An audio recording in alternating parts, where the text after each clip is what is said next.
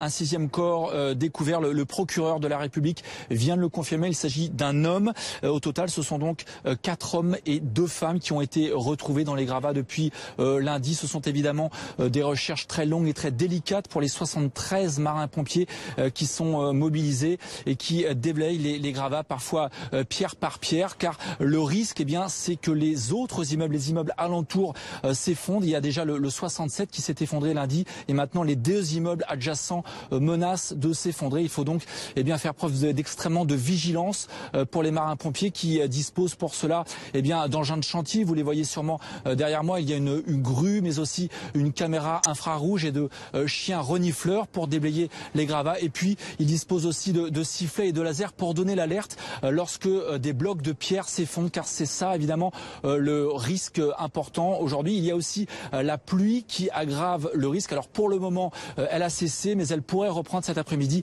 En tout cas, ce qui est sûr, c'est que la course contre la montre continue et qu'à mesure que le temps passe, évidemment, la probabilité de retrouver des survivants est de plus en plus faible. Alexis, avec ce drame, on est passé du risque à la réalité. Est-ce que ça provoque une véritable colère des Marseillais, notamment contre les élus ?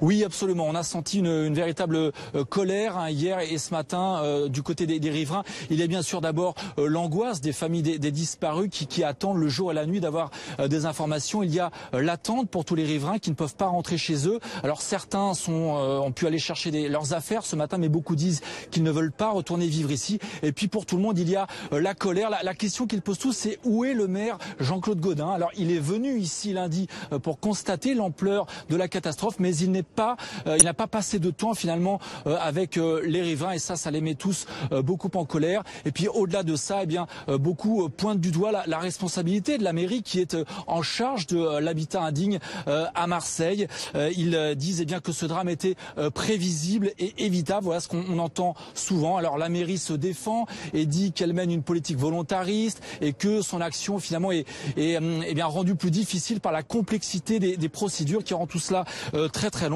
En tout cas, beaucoup de riverains disent qu'il y a urgence pour éviter qu'un autre drame endeuille la ville. Selon plusieurs sources, un Marseillais sur 9 vivrait dans un logement indigne.